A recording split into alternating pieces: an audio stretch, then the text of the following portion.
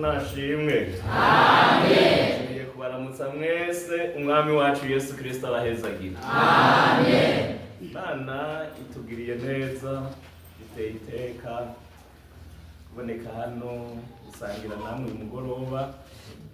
Imigoroba yose ntisa kandi Imana irashaka gutegura. Bishimiye Imana rero kuboneka muri mwebwe kandi tubashimiye mwese duhereye kuri abo barongozi nyine batwiyumviriye ko byiza gusangira namwe umugoroba n'ibindi bizokurikira. Turabashimiye mwese. Yesu nabahezagira. Amen. Izina nitwa Muri Patrice, ngo ububwiriza bw'ahantu bita mu Gitunda misiyoni ya Nyanza-Lac.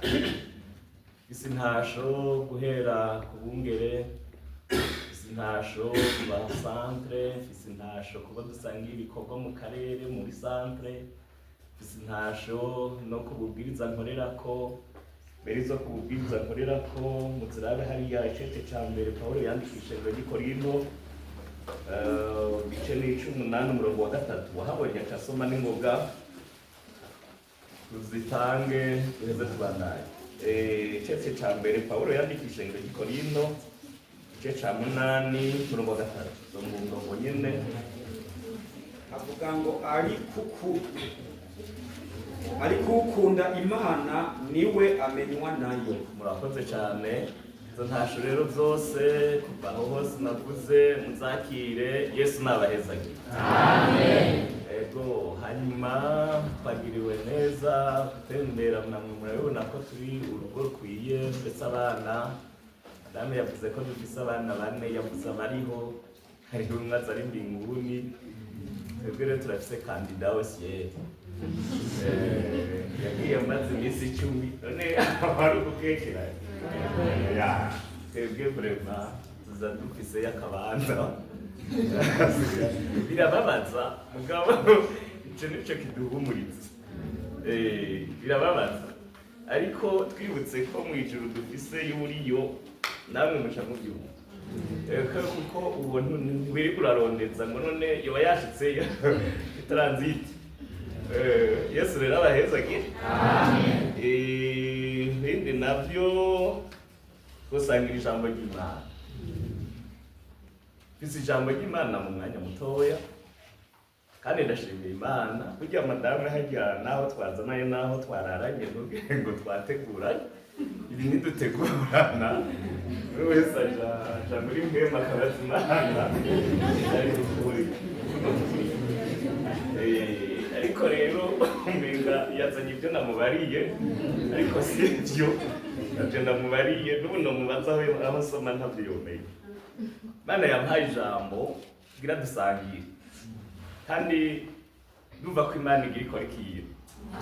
Yesu ashimwe. Amen. Yego Mana yantumye kwikumbuye abantu bameze neza.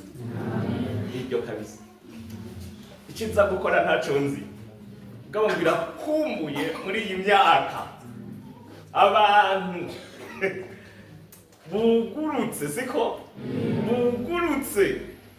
Yesu abahezagira. Amen. Nurugurutse none n'umuntu bugurutse yugurure. Ariko Imana igira ikora y'ubugoroba mugurure nakanya gatoye. Ariko Imana yantumye siko ariko yazimana niyubira nkibaza rero n'umuntu byagenze gute n'umuntu yateye korasi ivuga ngo mu ijuru barabatasha ikindi naco barabakumbuye. Muganiro ne yagezeyo gute se ntasha zizanye gute ariko Imana iravuga. Yesu ashimwe. Amen. Ukuri iyo minsi Imana yambariye kwikumbuye abantu beza bafise umutima yohezagira. Ego kabisa. Banze dusome Zaburi 32. Bega sinobabarira ahantu hariho ibyo naza gusoma ariko nabivuze mu bifata banza mwandike aho nza kugenda muraza kubisomera muhira ntacu. Zaburi 32 murongo wa mbere n'uwa kabiri. ahejeje. Hanyuma mu cete Yohana 8 murongo wa 11. Yohana 8 murongo wa 11. Yohana 8 kandi 3:1 mugende mushitse kuri 3:4 muce musimba 5:8 kugera 59. Nanyarukije muga munamwe munyarutse. Yohana 8 3:1 kugeza 3:4 muce musimba 5:8 mugeze 5:9. Cete ca mbere Yohana yanditse 3 ku murongo w'9.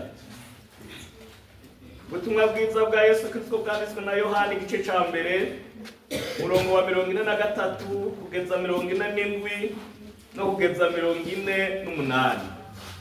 Sawa, tugende rero ngomba dusome hano 3:2 Zaburi. Dusome havuga ngo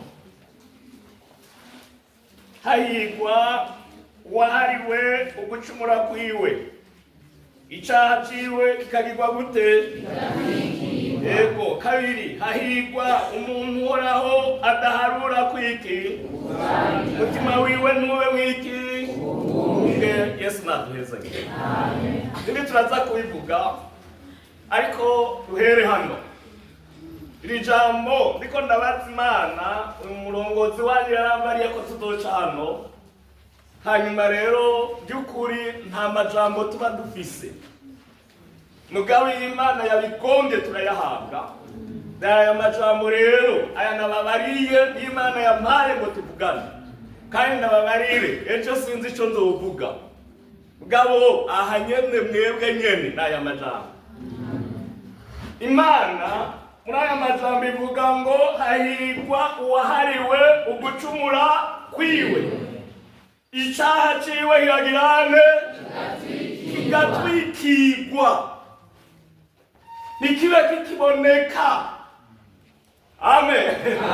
Yesu ashimwe. Nakaga icaha ni kibi cane.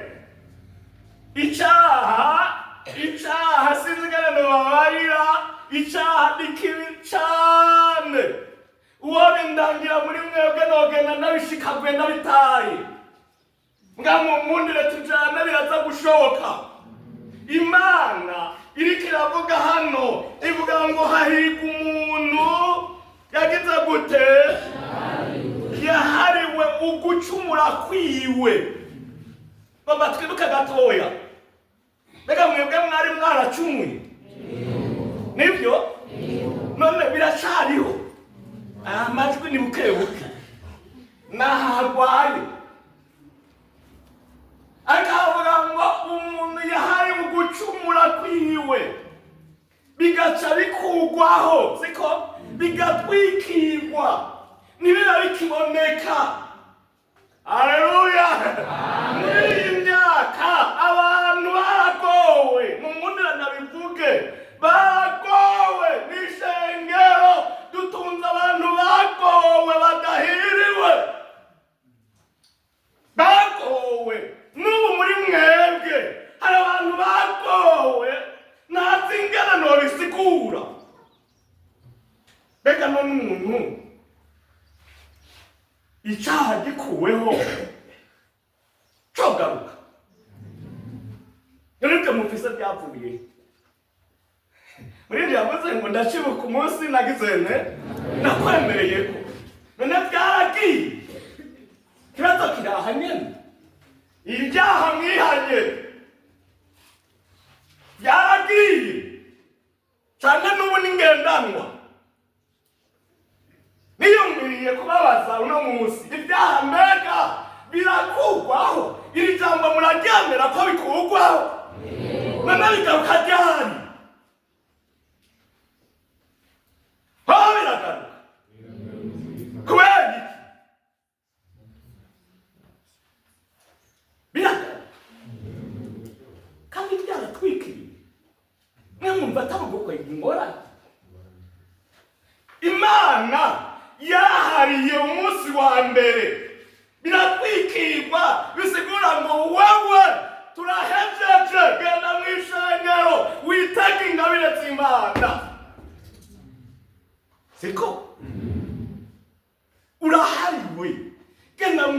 ishengero witege gukora umurimo gukora Imana. Reka narahari mwebwe narahari yasubiye kugaruka yagarutse gute? Reka muzosanga tutari seriye. None umuntu yari yihanye gusambana byagarutse gute? Ngambariye ngo mwarihanye Imana ishimwe. None byagarutse gute? Icyo kibazo dufise y'ibisi abantu bari barahariwe basubiye kuba abanyabyaha kopokopo. Basubiye kuba abanyabyaha. None hariho akantu mwese mwebwe muvuga kajyanye no gutera imbere mu buryo bw'intego. Siko erega Imana iguhariye igomba ubandanye. Amen. Igomba ubandanye. Ndibuka guharirwa kwanjye wabaye umunezero udasanzwe. Abantu mwese mwahariwe mu byibuke mwamba mutarisubiyemo. Ikimenyetso cyerekana ko hariwe uronka umunezero. Amen. Uronka umunezero kandi udahera. Haleluya. Amen. Nibutse ko nshobora kuvuga ijambo ry'Imana atakineka hangora tuzoyikorera. Yakuba tutamutumikia sana. Eko hariho kuguhura n'umunsi mubi no guhura n'icyaha kikubuza kuvuga wishenge, no guhura n'icyaha kikwaka iteka Imana yaguha gatangura kugenda urasohoka bishengero aho uciye umutima ukanyika. Waririmba aho waduze ijwi riti wewe kamanuka wese unezero kabura. Ariko Imana yagowe Yesu ashimwe ari kudukiza. Haleluya. Amen.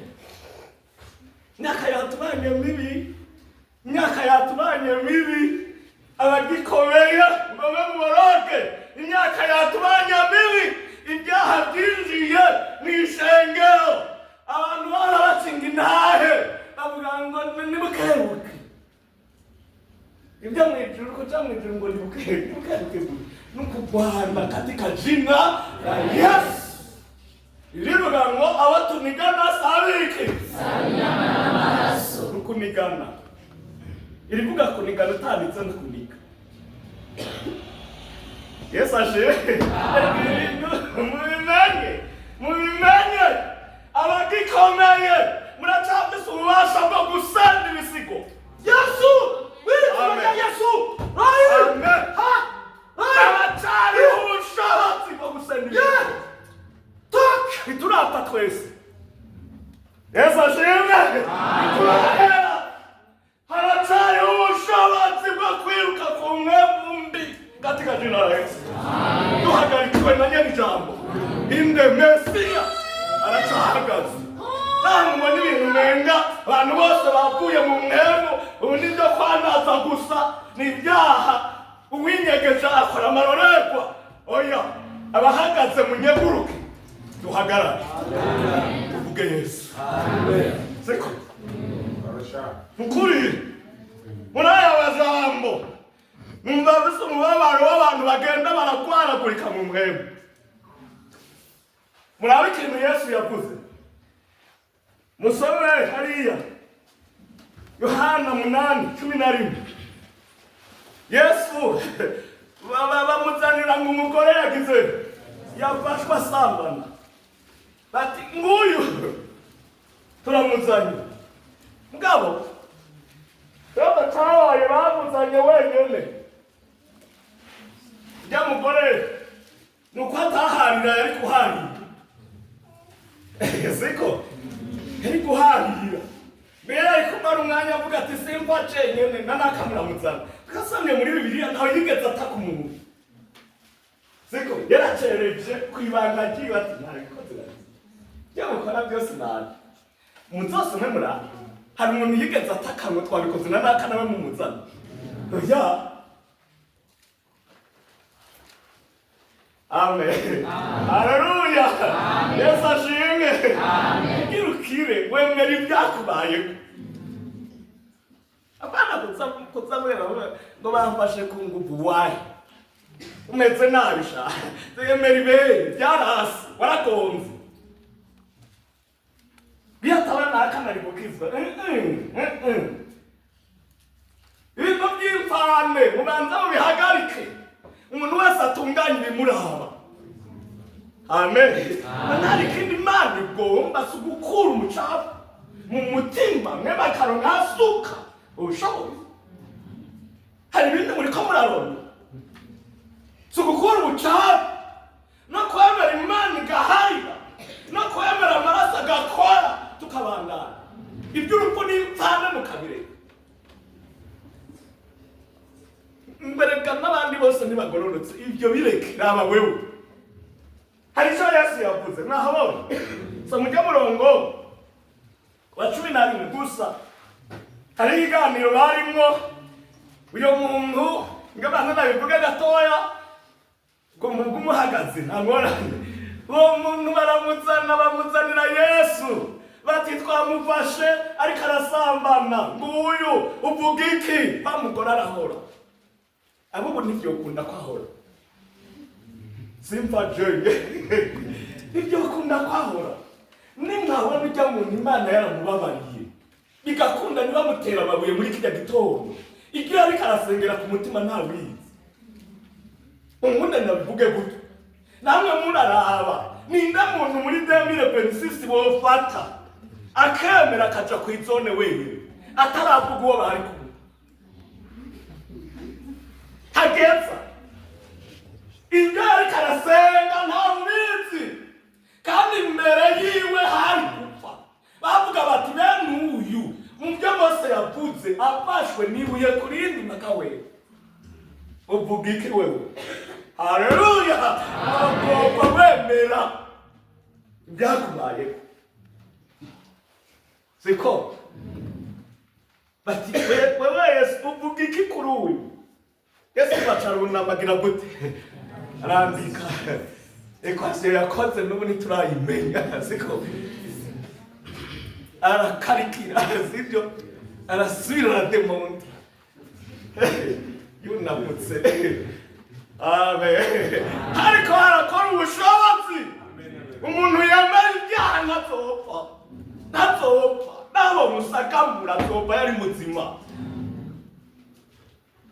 Yesu ashimwe taza ahantu hamwe basha uwo muntu ahora nyubaka umukozi w'Imana wo ku rwego rwo hejuru harasambana hanyuma babigenza kwa kundi agihambaye arihana aragaruka aratanga umuhamagaro bushasha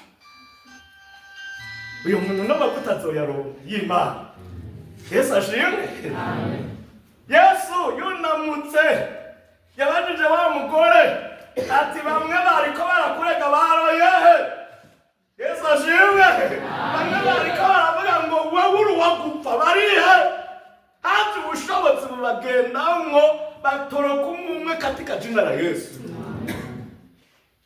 Yesu acaramubari soma wumbi nawe ati nta numwe mugenzi Yesu aramubwira ati nanje singucira urubanza niwigire guhera ubu ntuzosubire ntuzogere guhera ubu ntuzogere ntuzosubire ikabara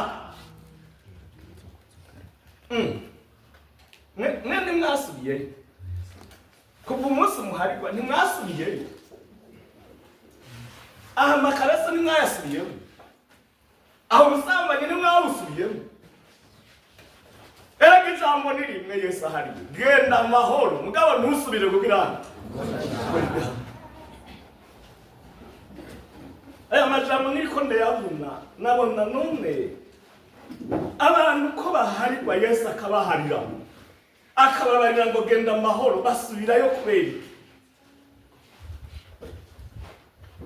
siko basubirayo kubera ibi bintu namba none mbega abantu hajya bapfukama hajya batura koko baba bariko barihana. Ikibazo twokwibaza mw'ishengero uno munsi,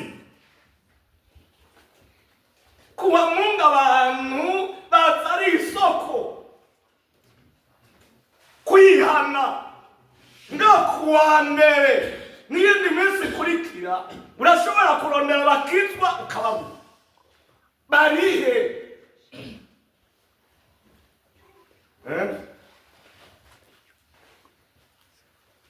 Mwami Yesu nadufasha aratugirire neza. Aha muri Yohana 8 nge turarabe murabe ikintu kigoye n'abantu kwemera ibyababayeko kandi bakemera bati turabihebye ibyabaye byabaye mugabo ndagizente ndahebye izina rya Yesu. Kwemera ukemera no guhinduka nibyo Imana yodukorera ku mugoroba. Dusome aba bantu mwumvire. Nasoma navuze 8:3 havuga gute? Nuko Yesu n'abana nyakuri siko? Abana b'Imana nyakuri, abana nyakuri ba Yesu. Uwavuye hano yababariye ko haba ibintu bya pirate. None kwereka bavuze abana nyakuri. Hariho abana b'injyange barihe mw'ishengero. Hariho abantu bagoye bari mw'ishengero. Mwene murashikaye. Ngenda babarira ikintu kigoye. Dukorana twebwe iyo tugikoze turiyumvira bikadusiga. Mwene murahaza. Mugabo ndabereke ko mw'ishengero bishoboka ko umuntu aba ikintu cyataye ubwenge. Biragoye mw'ishengero rya Pentecote umuntu agira ubukwe k'umutima igipimo cy'uko afisina. Ega bo duhari. Wowe mutumwa. Kandi angira namwe mu bifari. Rero barantwenga ndiko ndabibabari. Nawe ugomba kavugisha. Biruza ari igipimo.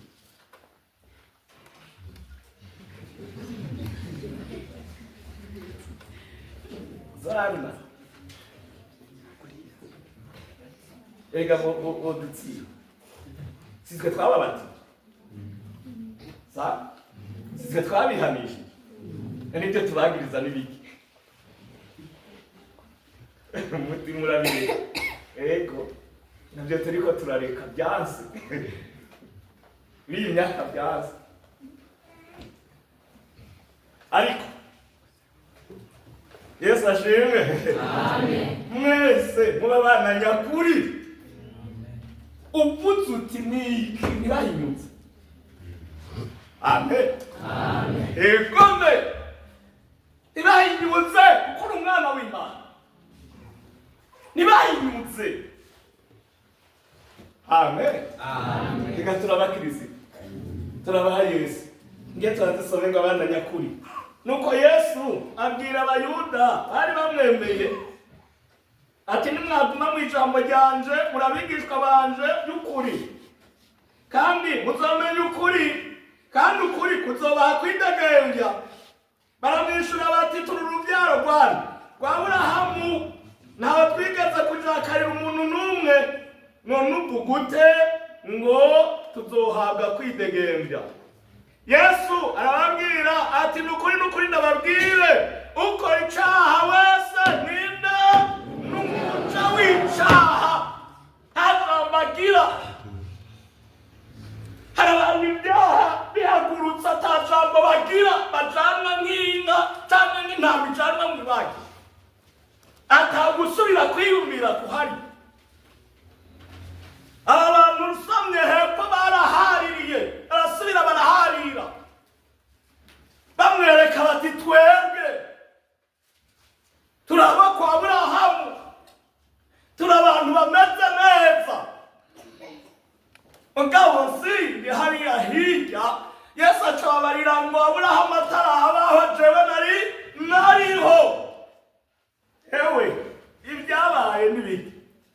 nasimbiye kure muharabe nuriya murongo wa 58 Yesu arababarira ati nukuri nababwire Abrahamu ataravuka jewe namwe ndiho 59 rero abantu bamwe bavuga ko ari abana bo kwa Abrahamu ahandi bavuze ngo twe turi abana b'Imana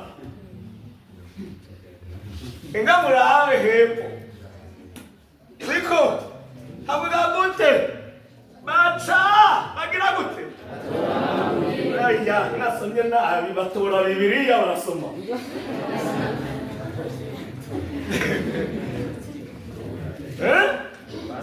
Bagize gute batori tugumira twebwe abana b'Imana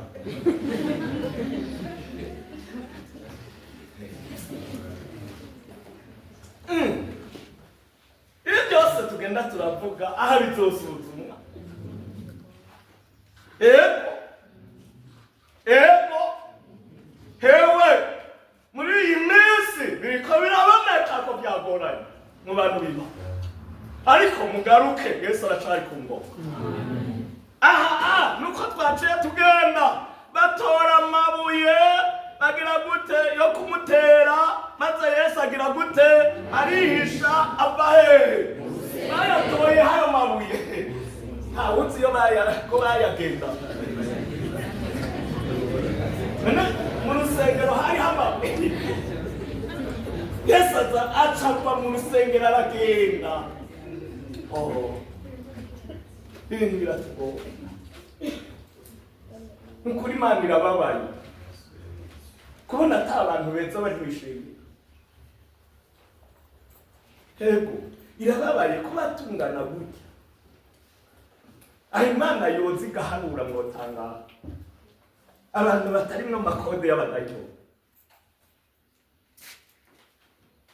nimwe mwibaza ibi bintu biriko birashika abantu bagasubira mu byo yihanye ibi bintu n'amahoro yasa amahoro nta bundi bushobozi bwabwo buri inyuma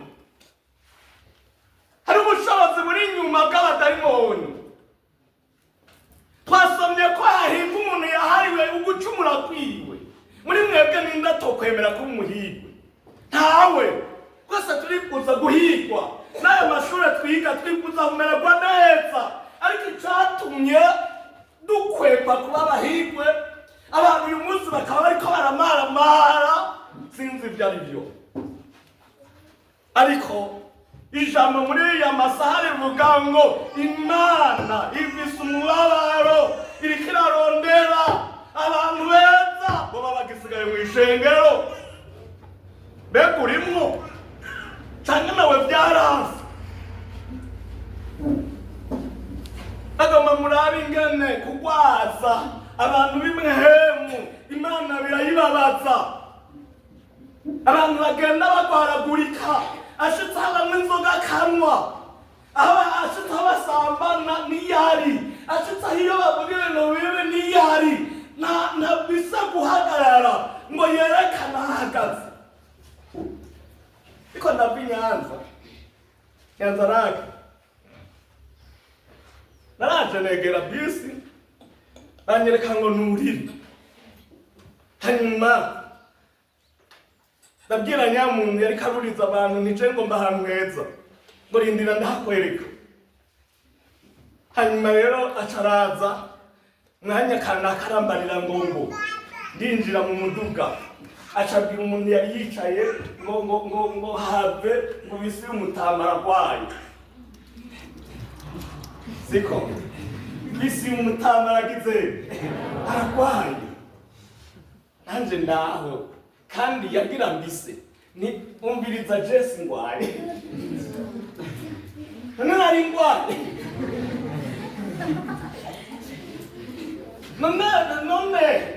none ni kandi yarahavuye muze yicarire Jesse ngwaye nari ngwaye yagomba kunsabisha gusa kuko maze kuhicara yacaza ati n'ubu yaraje ati none ntaco wumva yagomba makabanza hamaca maze ati ntaco wumva none icare kukinyoma ibi n'ibintu biriko biradutwara buke buke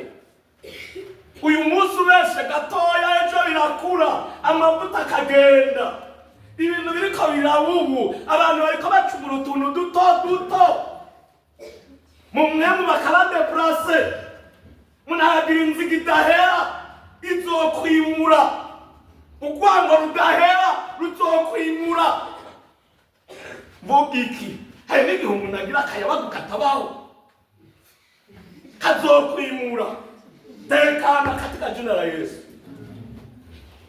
ibintu byinshi abantu bakavuga imvugo nyinshi badafitiye isiguro bikimura abantu ugasanga barabaye abasivile mu mwemu ariko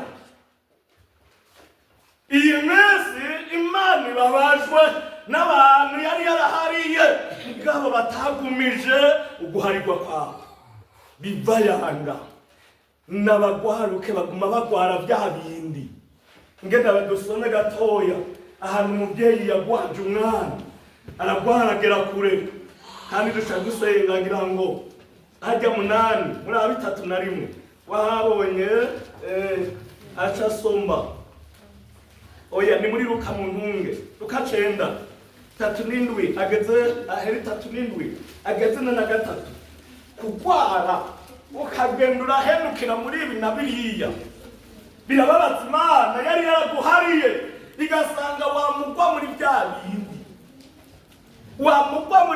bindi wewe nuhagarara wamma muri bya bindi Imana yakeneye kukira burundu kandi Yesu ari hano Yesu nashimwe uragomba gukira Yesu ari hano ngo akize dusomere nahabonye Luka 9:37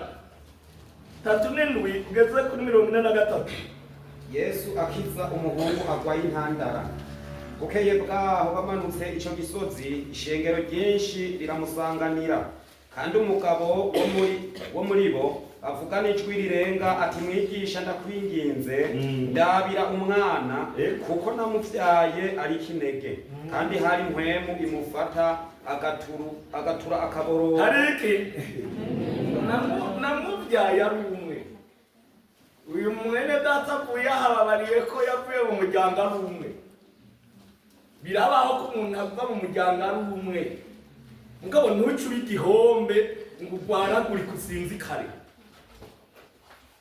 soma wumbi kandi hari impwemu imufata hari impwemu imufata araza mugarukire hano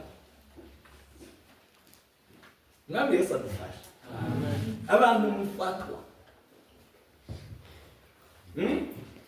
mwari mukomeye mugafata yego mugafatwa ugasanga utanguye kuvuga amayobe ugasanga utanguye gukora ibintu bidakorwa n'abantu ugasanga utanguye kwandika ama message kabaho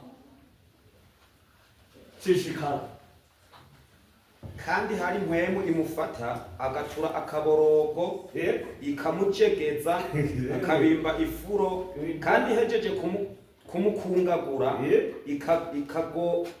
ikagora cyane kumuvamo ikagora cyane kugira kumureka ariko mwizere abantu byagoranye ko mukiri byaha izo mpemu bitubwira tuzisende n'imwemere mwizina ryane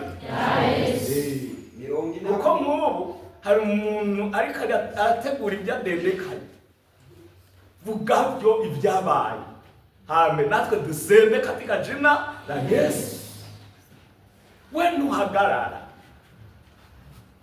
ziko wambona ibintu bikubako uyu munsi urakizwa ejo bikaba biratomora uno munsi ejo bigacurama hari mbi ikuzako n'ubwenge bukadegera kadusanga wasambaye shishikara 40 havuga ngo nanje ninginze abigishwa bawe kuyisenda irabananira irakara ariko uyu munsi nituvanaha Yesu nabaheza mbega uwo muntu umubandanije mbega yarakize mwizina ryande Yesu arishura ati yemwe abiki gihe mutizera bibidambidambe ego nzogeza ryari kubana namwe no kubihanganira ego sana hano uwo mwana wawe nimumuzane mwami Yesu nabahezagire. Yesu acarakora ibikorwa mu byagire. ariko araje Mu byagire Yesu nabahezagire. Babariye kuzanye ijambo Imana yambwiye yampaye kwikumbuye kubona abantu bameze neza. Amen. Kandi irakumbuye kubona abantu bameze neza. Abana bameze neza. Bameze neza. Yesu yigeze kubarira Natanayeli, abwira abigishwa, avuga kuri Natanayeli, avuga ngo nguyu Umwisirayeli atagira iki ubumwe. Natanayeli ati wambonye ryari? Yesu ati Filipo atarakubarira jewe nari nagize nari nakubonye. Aya majambo y'Imana twese abayumvise Yesu naduheza. Amen. Kwiya dusenga Imana hama duheze dushike kugusaba umugisha imbere y'Imana, ariko banguranye ibintu biri muri wewe. Mwami Yesu nabaheza. Amen. Banguranye ibintu, hari ibintu bitumye uba uko utabwirizwa kuba. Wari umwana w'Imana, wari umukozi w'Imana, wari mwene data, none heraba ibyo urimo biteye ubwoba. Mbega uriho ngo tugufashe gusenga? Sinzi ko baza hano. Karibu. Yesu nabaheza.